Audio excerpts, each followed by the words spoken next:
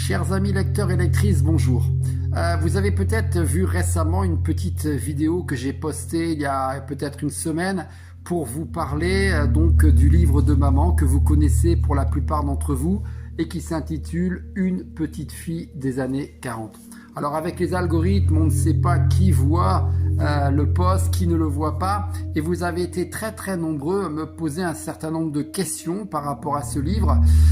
Et donc aujourd'hui, je voudrais vous expliquer pourquoi ce livre est un petit peu particulier, pourquoi cela n'est pas un roman comme les autres, et pourquoi vraiment je vous encourage à vous procurer ce livre. Il y a plusieurs raisons. Comme je le disais, ce livre est un trésor pour notre famille. La première de toutes les raisons, c'est que maman a 90 ans aujourd'hui et qu'elle a mis 15 ans pour écrire ce livre. En effet, lorsque mon grand-père est rentré de la guerre en juin 1945, eh bien, il est rentré avec son journal de guerre. Malheureusement, il est décédé le jour de Noël, le 25 décembre 1945, épuisé par cette sale guerre.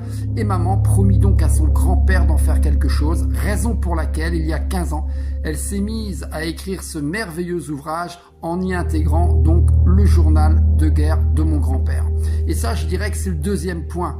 Aujourd'hui, pourquoi ce livre est hyper intéressant, c'est parce qu'à l'intérieur de ce livre, on a les propres écrits de mon grand-père qui donc a été fait prisonnier de 1940 à 1945.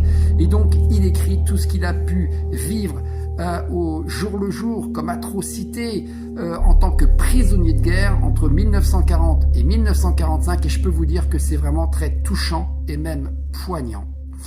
La troisième raison, et elle est essentielle sur un plan national, c'est que si nous sommes français aujourd'hui, comme je le disais, c'est grâce à ces millions de soldats qui se sont battus pour notre liberté. Et oui, nous devons nous battre pour transmettre. Nous devons continuer à perpétuer le devoir de mémoire, et c'était aussi l'un des objectifs de ce livre, c'est-à-dire continuer à ne pas oublier et donc à perpétuer ce fameux devoir de mémoire.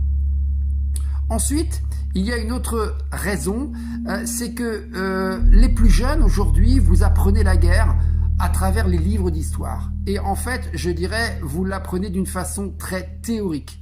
Mais grâce à ce livre, grâce au vécu d'une famille, puisque maman va raconter sa propre histoire avec le regard ingénu d'une petite fille, donc de 3 ans, en 1939, jusque 1945, où donc elle aura 9 ans. Donc elle va raconter ce qu'elle a vécu, elle, avec son regard de petite fille, entourée d'adultes et encadrée par